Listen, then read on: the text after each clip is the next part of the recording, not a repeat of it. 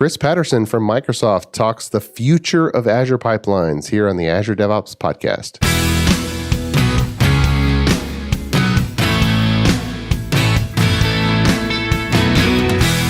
The Azure DevOps podcast is a show for developers and DevOps professionals shipping software using Microsoft technologies. Each show brings you hard-hitting interviews with industry experts, innovating better methods, and sharing success stories. Listen on to learn how to increase quality, ship quickly, and operate well.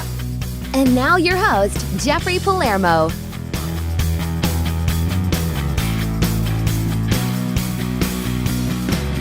Welcome back to the Azure DevOps podcast. As always, go online to www.azuredevops.show to see show notes and other episodes. And we have some really good shows. Make sure to check out back episodes. We are on all of the podcast directories, but if there's a new one that you don't see us on and you want to let us know about, then do that and we'll fix it. Today, we are visiting with Chris Patterson. Chris is a principal program manager at Microsoft on the Azure DevOps team. You can find him on Twitter using @ChrisRPatterson and on GitHub by the same name. Chris, welcome to the show. How are you, sir? I'm doing well. Thanks for having me, Jeffrey. Oh, it's a pleasure. At the time of recording, the Microsoft Connect 2018 was kind of right upon us here. So there was a lot of announcements. Which ones were you the most excited about? That's a great question. Honestly, I haven't watched a lot of the detail of the Connect. I've been so heads down working on kind of the next revision of the product that it's not been super high on my mind. Though I do believe that we announced the release of our Visual Studio Code extension for editing the Azure Pipelines YAML file, which gives you, IntelliSense and statement completion and linting and stuff for editing your Azure Pipelines YAML files. Which, it's just a first version. It's very early. We're going to add a lot more there, but it's kind of the start of our developer tooling to help you develop, that developer in a loop, if you will, for your pipelines files. Cool. And you've been at Microsoft quite a long time. What's your trajectory been there? Sure. So I joined Microsoft in 2005. And when I started, I was actually in the field team of what we used to call, what do we call ourselves? The developers, not really developer solution specialists, but the developer technology people within the sales organization. So when I started, Visual Studio Team System at the time had not yet shipped. And I came on to help, having a background in sort of ALM, we called ALM at the time, to help build up the field organization and to basically go out and talk to customers about, hey, what is Team System and what can it do for your software development process? I was based in North Carolina, where Brian Harry was as well in the North Carolina office. And after about a year of working in the field, I decided I wanted to go back to product development. And so I sort of talked to Brian about openings on his team. And I started working at the time on what became the test management features that shipped in TFS 2010. So I worked on those primarily for the kind of 2008 and 2010 release. And then after that, I shifted over and we started working on making the service basically after that. So I worked on a team that was kind of responsible for putting together the infrastructure and taking what was TFS and turning it into a cloud service to run on Azure. And after we got that off the ground, I moved over and took on working on the build team. At the time, we had what we call today XAML build, so the Windows Workflow Foundation-based CI pipeline. And that was fine for its day. It certainly was very powerful and very useful. The problem was it was based so heavily on the desktop.NET framework and Windows Workflow and these technologies that could only run on Windows that, taking it forward, and as, this was, 2012 maybe, I think it was 2012, 2013. As we were trying to look forward at what did we need to do to really be more and more relevant to more and more developers, it's pretty clear to us that we could, for CI, for build, other platforms matter. frankly, right? Mac matters and Linux matters.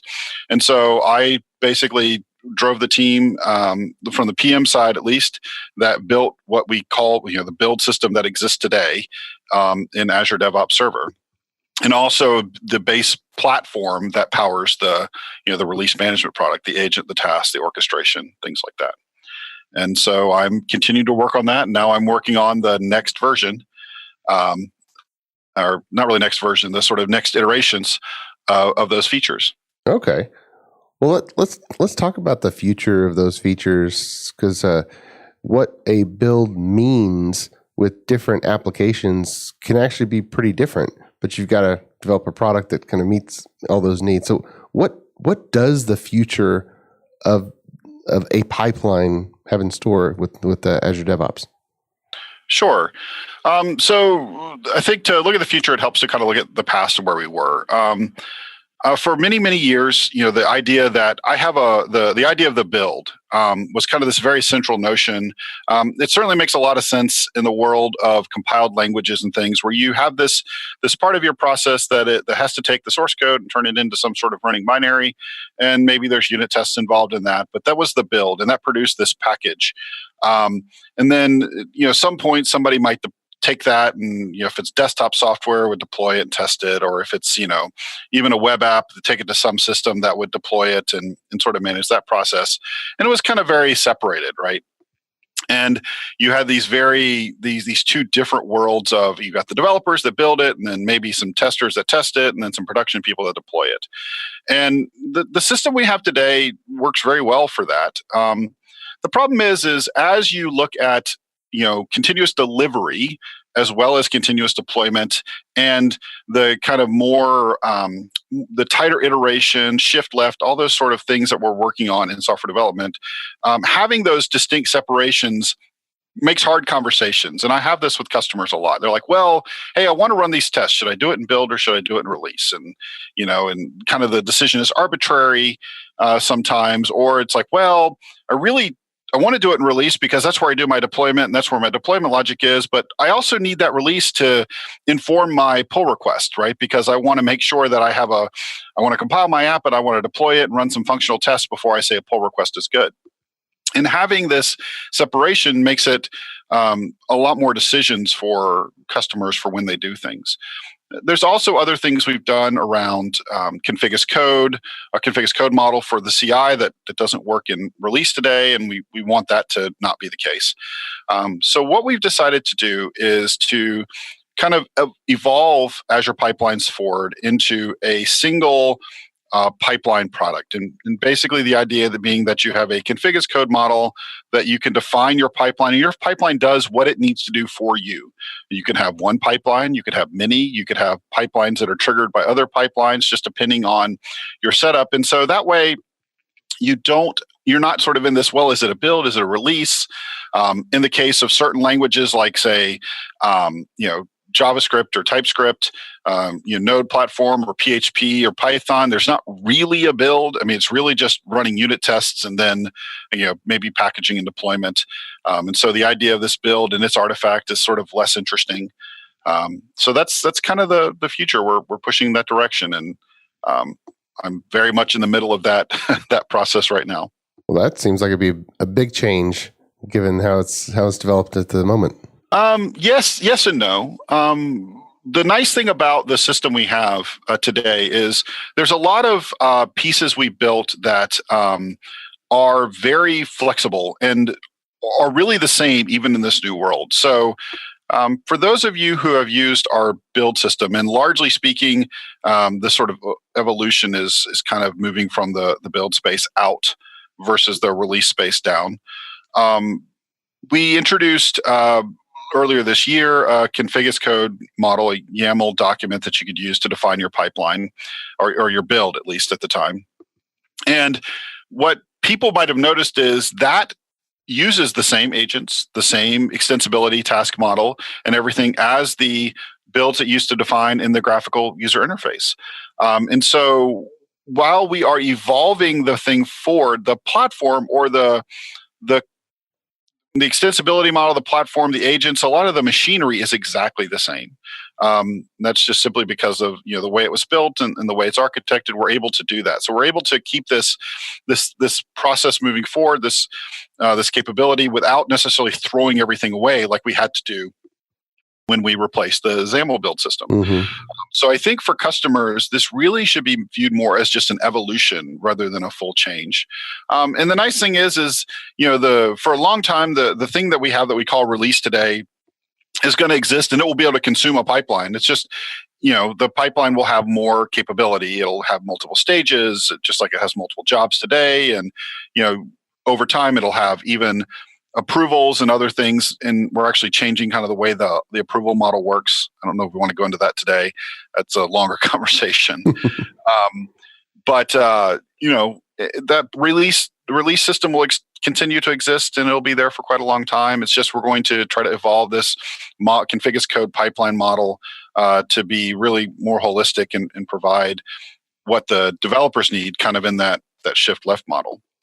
Well, we had a show with Jeremy Epling, and we were talking about what the future has to arrive at some point, where you could just fork or clone a Git repository. Yeah, fork a Git repository, set it up, and then on first time run, the pipeline with all of its configuration is just there. And then with infrastructure as code, the environments say, oh, the environments aren't there. And then Azure subscription credentials, boom, now they're there, just from forking a Git repository. So how much traction, how close do you think that we'll get?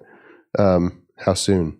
So I actually don't think we're too far away from that, honestly. I mean, if you look at the experiences you have today, you sort of have that minus deployment right now. So if you go and you look at, say, I don't know, Visual Studio Code is a great example. If you went and forked the Visual Studio Code repository into your own GitHub org, and then you set up your Azure DevOps org and you pointed at that, it'll start building.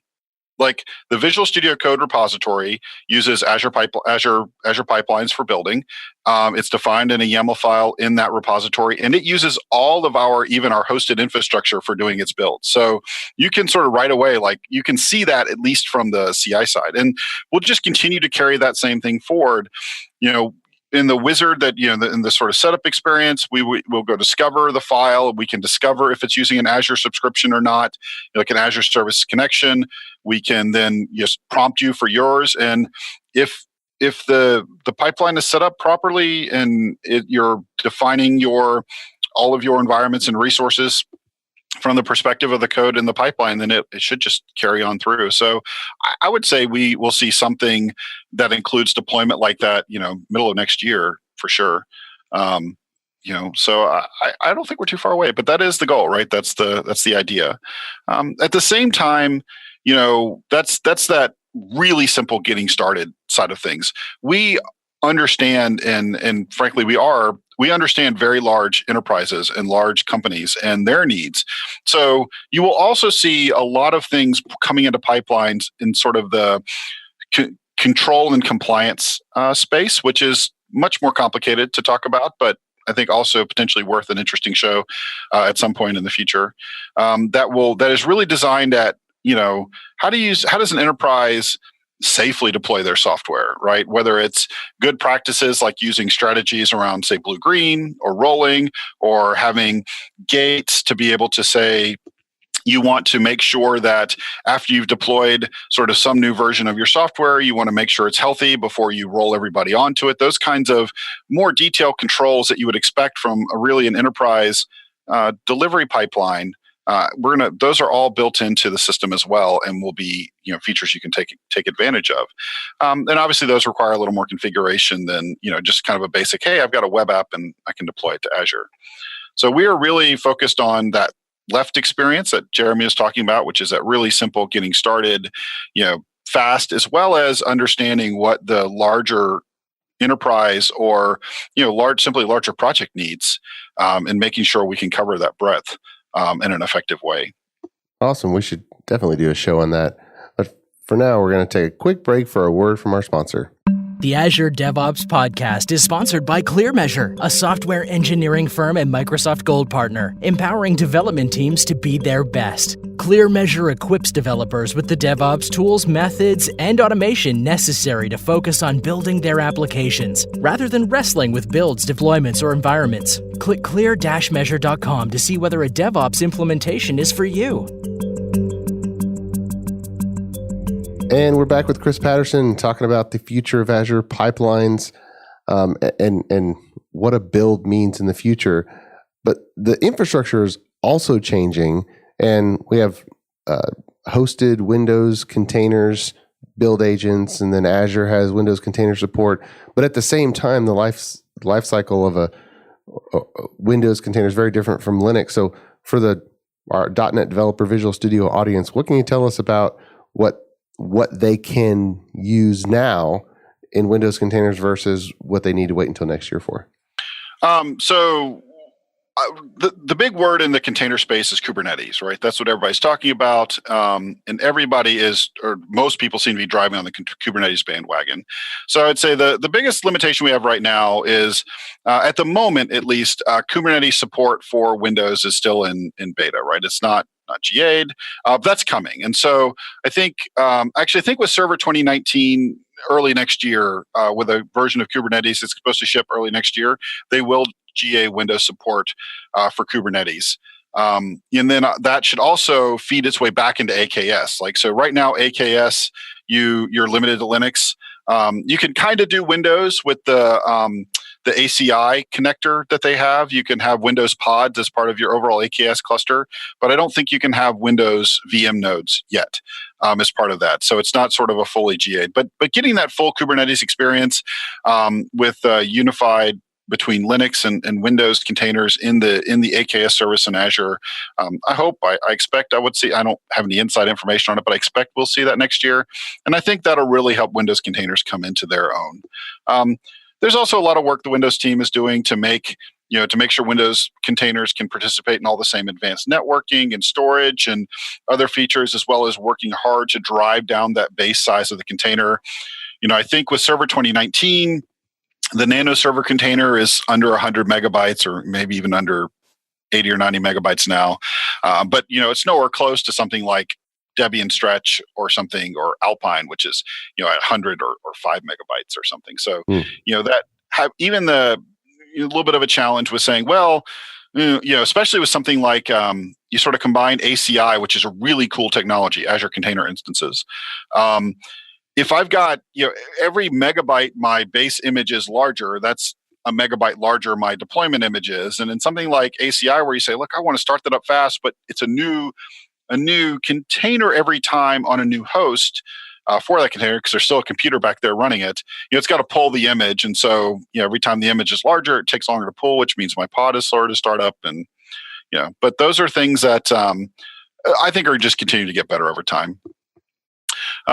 So I expect we'll see more with Windows containers. Most of the work I've done with containers today, I've done a fair bit of work with Linux containers.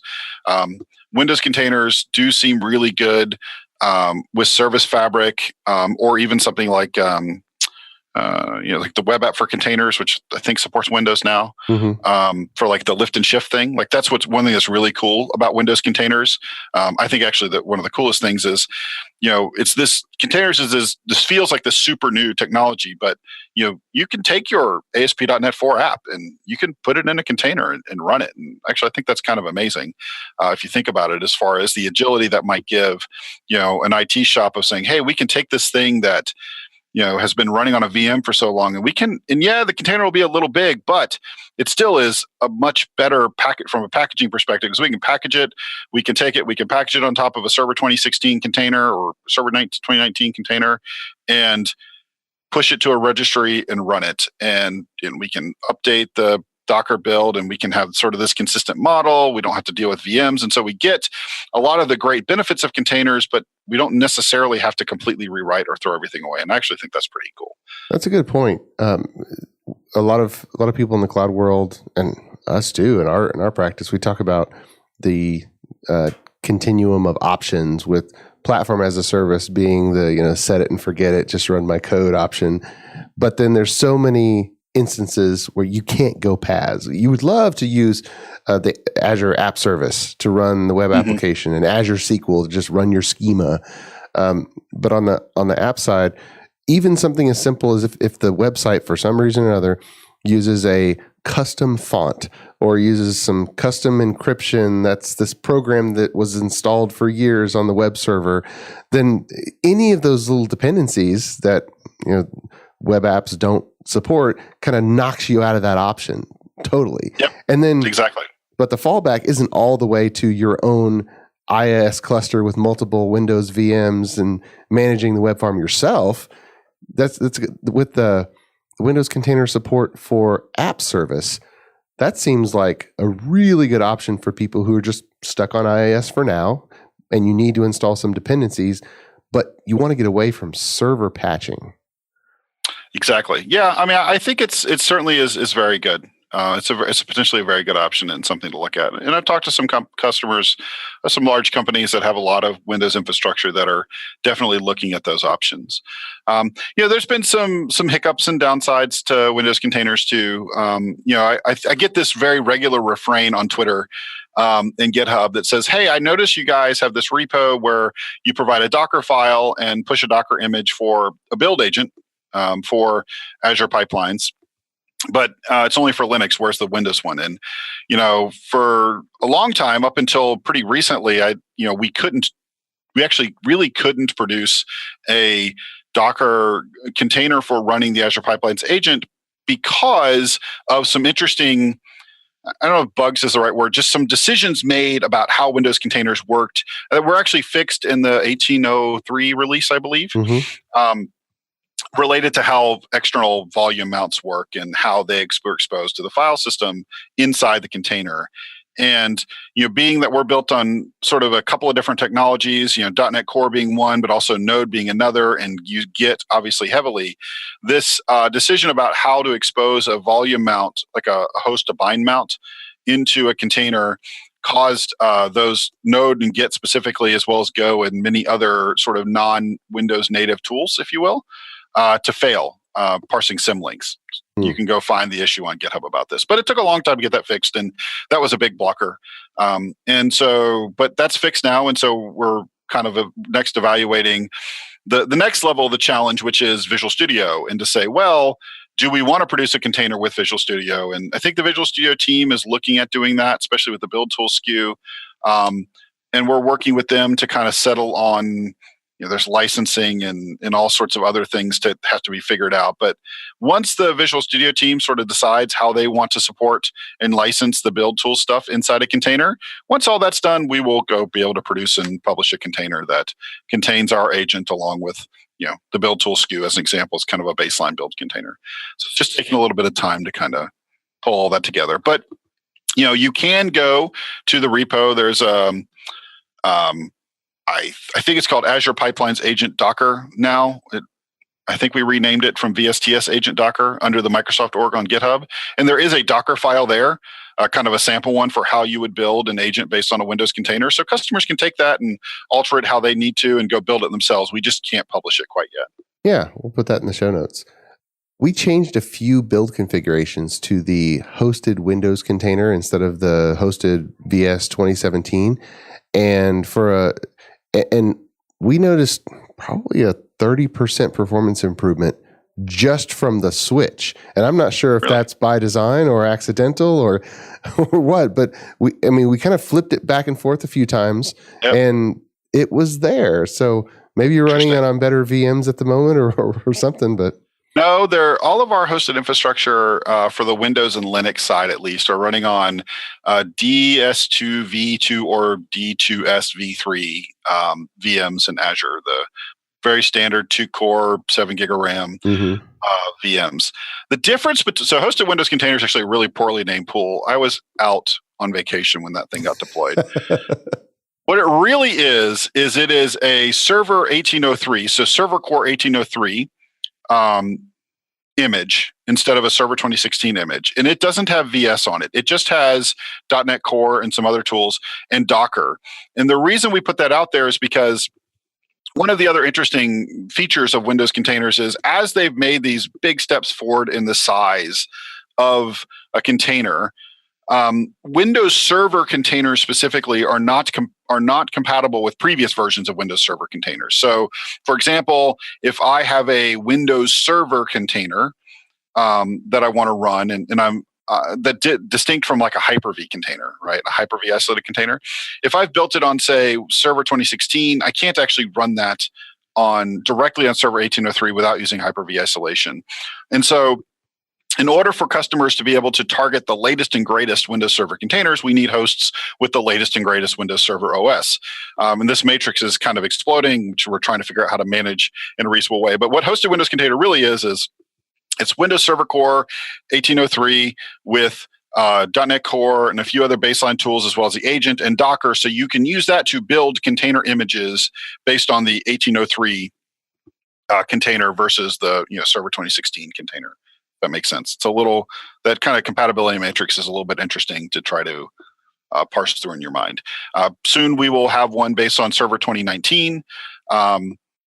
I think our right now we're waiting because there's also VS 2019 preview, which got shipped out yesterday. So our plan is to ship another pool. You'll see another pool come up, which will be something like VS 2019 on Windows Server 2019 come up. But probably early next year is when we're going to ship that out. I think we're going to wait for preview 2 of VS 2019 before we do that. Mm-hmm. But anyway, that's sort of how that lineage works there. But that really should have been called like hosted Server 1803. The main point of it was so you could build containers. It's not meant as it's not a full Visual Studio install with the build agent. It's really very targeted at building container images. Okay. And so it might be faster because it's just a newer version of Windows Server. They get faster. It might be faster because it's server core instead of full server, so there's less background stuff running. Performance of the hosted build VMs is something that we've been poking at a lot to try to make them as fast as we can. The hosted VS 2017, they run full server with desktop experience, and they actually do run interactive as well. So we have them running inside the desktop, so you can do UI testing, and you can actually run unit tests for UWP apps and things like that require an interactive desktop session. So that may have some impact on performance. It's tough to tell sometimes, but we're constantly trying to find ways to further optimize those images and shut down background services that aren't necessary. Sometimes we shut down things that don't seem like they're necessary and turn out to be necessary. Yeah, break people, but we continue to work on that. It's always an interesting challenge. Well, that's a good point, because with a first line build in your commit stage, you typically don't need interactive for. I mean, historical apps. They're going to need all kinds of stuff.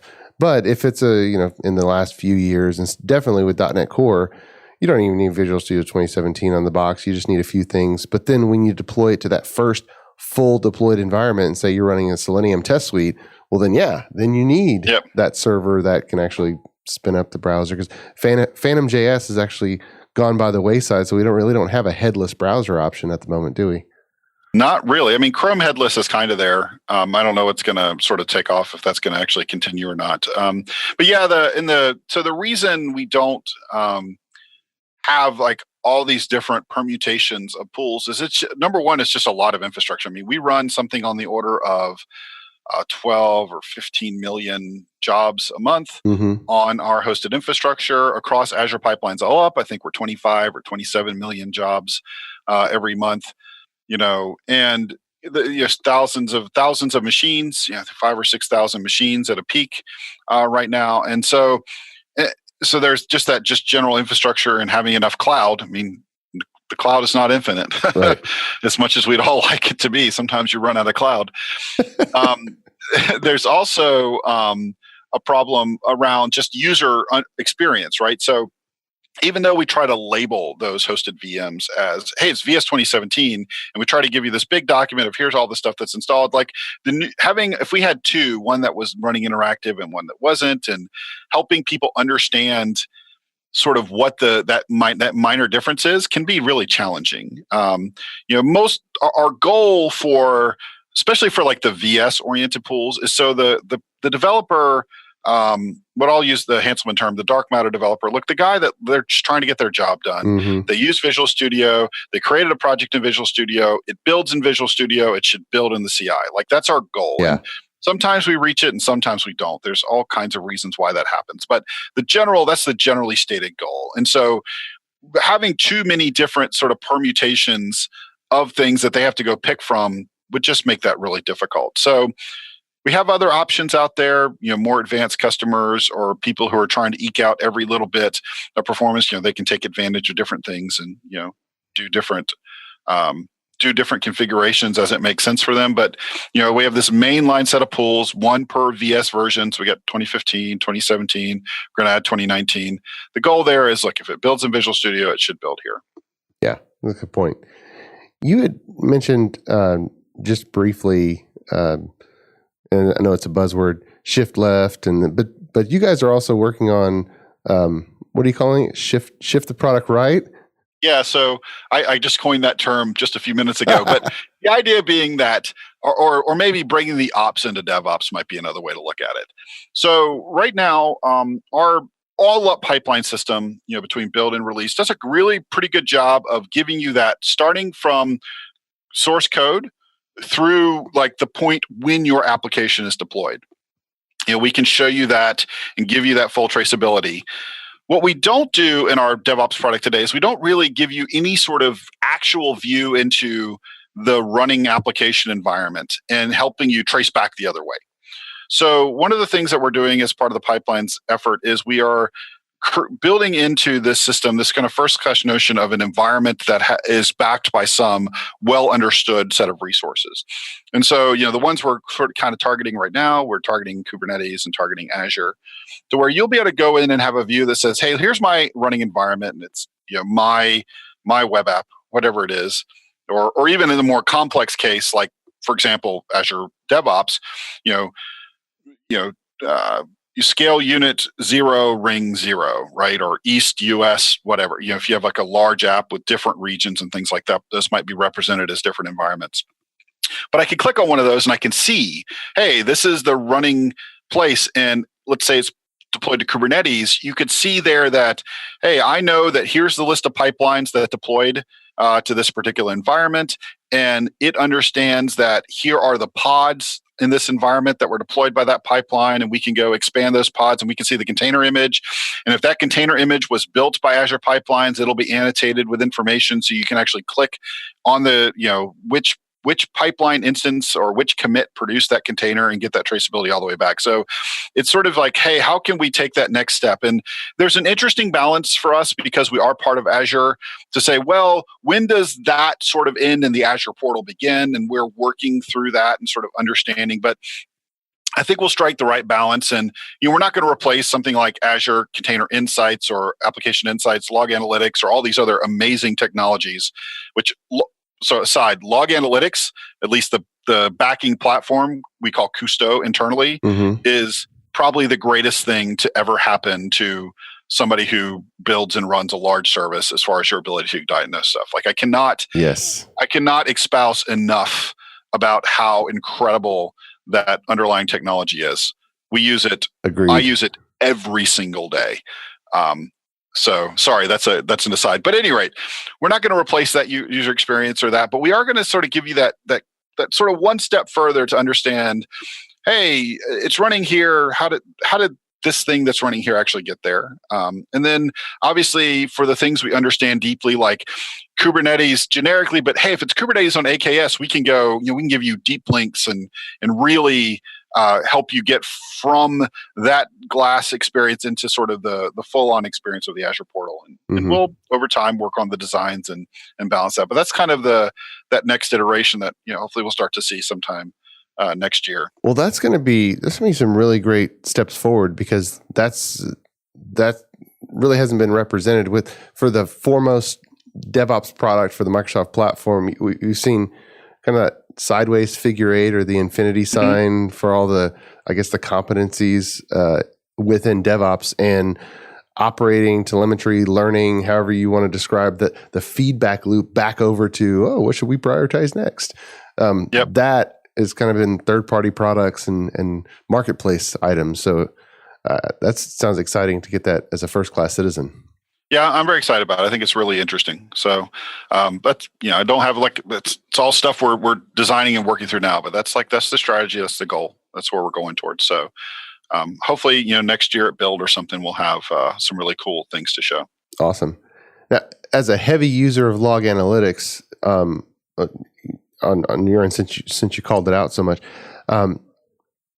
we find that getting a historical text log file that's produced by, whether it's Log4net or some other just arbitrary text file, getting them centralized in doesn't have the most obvious workflow. Have you guys found the drop dead simple, oh, here's all my random files, let me redirect them in so that I can query them together?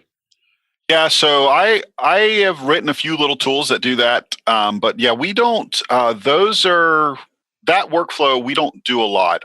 What we have done is we've just over time instrumented all these events into our system, and we for a long time in the sort of framework that we use to build and run Azure DevOps had a very good abstraction for tracing and those kinds of experiences. So really a lot of it was just plugging in that into our already existing tracing infrastructure. But yeah, that's an interesting case. I mean, I feel like that's like the ultimate sort of cloud app kind of thing. It's like, hey, you can create a storage account that you throw those files in, and then that should fire an event that runs like an Azure function that kind of parses those up and shoves them in. Or so like it feels like somebody could write a pretty straightforward solution that you could just deploy easily that knows how to take a storage account in Azure full of arbitrary log files and shove those into application insights and maybe parse them. I don't know. You'd think that would exist. We found the same thing. That's what we've had to do, just checking, because we did so much DevOps implementation with existing systems. They have a storied history and manual deployments, and they produce whatever log files they happen to produce at the time. You can't change that code, very fast. But it's okay. How do you get the logs we have into log analytics? Because you're right. Once you have all that information in there, it queries everything against everything just instantaneously. It's amazing. It is amazing. Have you talked to the team? Yeah, I'll just see. Maybe I can ping and find somebody on the team. Maybe we can get them on the show to talk about that. Might be an interesting topic to talk about and see how they're thinking about that sort of overall space. Yeah, telemetry and DevOps diagnostics, that's a huge part of being able to ship and operate software well. Mm-hmm. Yeah, so that might be something good. Chris, before we go, we've talked about so much, but what should our listeners follow up on? Any resources you'd point them to? Yeah, sure. So obviously the Azure DevOps documentation and stuff, we've made a lot of efforts to improve that to make it better. You can go there. We have regular release notes. I encourage people to go look at the release notes every time we deploy Azure DevOps every 3 weeks. Then we put our release notes of all of the new interesting features. You can find that on the Azure DevOps site. And then obviously the other thing to do is just look at GitHub. So one of the interesting things, and sort of one of the things that the Azure Pipelines team really pioneered, is a bunch of our stuff is actually open source on GitHub. So the agent is out there, the tasks that we ship are out there. We actually even have some design repos that you can find. Everything should be prefixed with Azure-Pipelines. So about like future plans, we're even doing some experiments with doing more design in the open. So if you're really interested in kind of understanding what's next or getting involved from a community perspective, please go check out our GitHub repos, file an issue. We do take pull requests, for fixes for bugs and things like that. So I think that's a great place for people who are really interested in the product to kind of go look at. Awesome. We'll find those and put those in the show notes. So, well, thanks so much, Chris, for visiting me. This is an information-packed show. I appreciate it. Yeah, no problem. Thank you, Jeffrey. Thanks for having me. And until next week, keep shipping. You've been listening to the Azure DevOps Podcast, a show for developers and DevOps professionals shipping software using Microsoft technologies. Go to www.azuredevops.show for show notes and other episodes. On behalf of your host, Jeffrey Palermo, and our sponsors, thanks for listening, and may God bless you.